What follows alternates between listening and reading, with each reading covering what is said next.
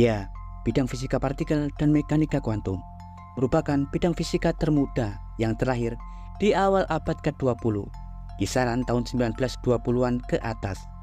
Bidang keilmuan ini awalnya bernama fisika energi tinggi yang berkembang setelah banyak penemuan-penemuan mengejutkan tentang perilaku aneh dan menakjubkan pada keadaan fundamental sebuah atom.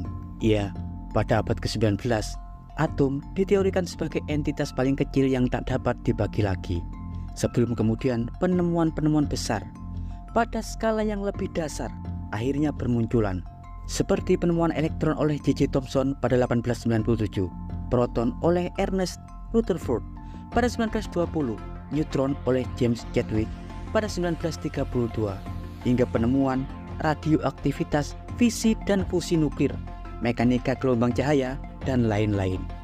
Ya, sejak saat itu pengamatan demi pengamatan di bidang fisika nuklir, partikel, dan mekanika kuantum terus berkembang hingga saat ini. Eksperimen besar dan mahal tak henti dilakukan tiap detik oleh ribuan ilmuwan fisika di seluruh penjuru dunia untuk dapat mengetahui, mengungkap fakta dan falsafah hakiki pada dunia kuantum. Ya, seperti yang kita tahu, saat ini ada 17 jenis partikel fundamental dalam model standar yang telah ditemukan, yang dibagi dalam subkategori, yakni 12 partikel fermion yang patuh pada statistik Enrico Fermi dan Dirac. Umumnya memiliki spin integer bilangan bulat ganjil, seperti halnya kelompok golongan quark dalam proton atau neutron, atau keluarga lepton seperti halnya elektron, tau, muon, dan neutrino. Sementara sisanya ada 5 boson partikel pembawa gaya dengan spin bilangan bulat, layaknya golongan gluon, foton, Higgs, boson netral, dan boson lemah. Ya, selain partikel-partikel fundamental di atas, di bidang ini juga ada banyak jenis partikel kuasi seperti halnya anyon, fonon, plasmon, dan lain-lain. Juga partikel-partikel eksotik layaknya partikel graviton, monopol magnetik, dan lain-lain. Dari banyaknya partikel eksotik, teoritis, dan hipotesis, ada sebuah partikel yang disebut sebagai Majorana fermion. Dalam konten sebelumnya, Profesor Kadus telah mengulasnya, bagaimana partikel ini diupayakan oleh Microsoft untuk menciptakan keadaan qubit topologi dalam mekanisme komputer kuantum. Ya, kali ini Profesor Kadus akan mengulas dan membahas secara singkat tentang apa itu partikel fermion Majorana dan apa bedanya dengan partikel fermion Dirac. Yang pertama adalah partikel fermion Dirac. Fermion Dirac merupakan partikel yang mematuhi statistik Fermi-Dirac, diambil dari nama fisikawan Enrico Fermi dan Paul Dirac. Ya, statistik fermion Dirac merupakan keadaan partikel dan antipartikel atau antimateri. Fermion Dirac merupakan pasangan dari partikel fermion dan antipartikelnya, kecuali neutrino. Seluruh keluarga fermion seperti halnya elektron, neutron, proton, tau, dan muon, mereka pasti memiliki pasangan antipartikel masing-masing sesuai statistik Dirac, karena teori antipartikel pertama kali dicetuskan oleh Paul Dirac.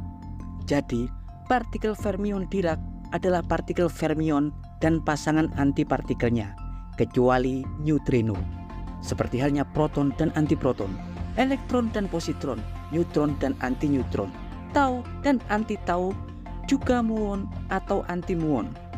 Sedangkan partikel fermion Majorana adalah partikel hipotesis yang hingga saat ini terus dicari keberadaannya, berbeda dengan partikel fermion Dirac yang telah terbukti bentuk dan keadaannya. Bahkan setiap bulan CERN diketahui memproduksi positron atau antiproton yang juga merupakan partikel fermion Dirac di Antimatter Factory. Ya, partikel fermion Majorana adalah kelompok partikel fermion yang juga berperilaku sebagai antipartikelnya. Jika partikel fermion Dirac, wujud pasangan antipartikelnya terpisah dalam wujud dua entitas fisik. Fermion Majorana, keadaan partikel dan antipartikel berada pada satu fisik, layaknya berkepribadian ganda.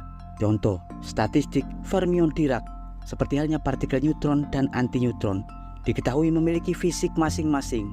Tapi statistik fermion Majorana neutron, yang disebut sebagai neutralino, keadaan fisiknya satu partikel, sekaligus memiliki sifat antipartikelnya. Ya, jika partikel fermion Dirac muatannya berlawanan, keadaan partikel Majorana muatan intrinstiknya 0.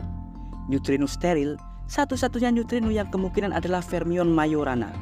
Tapi hingga saat ini keberadaan neutrino steril diketahui belum ditemukan. Ya, teori fermion Majorana dibuat oleh seorang fisikawan jenius Italia, yakni Ettore Majorana. Seperti halnya teori yang dibuatnya untuk melengkapi persamaan penciptaan dan pemusnahan Dirac. Persamaan Majorana harus ada untuk mengisi ketimpangan dalam model simetri. Seperti halnya bentuk partikel Majorana yang misterius dan belum diketahui saat ini. Sebenarnya nasib pencetusnya juga demikian, karena faktanya Dr. Ettore Majorana tiba-tiba menghilang tanpa jejak di usia 32 tahun, tepatnya pada tahun 1938. Setelah 3 tahun, ia menelurkan persamaan Majorana.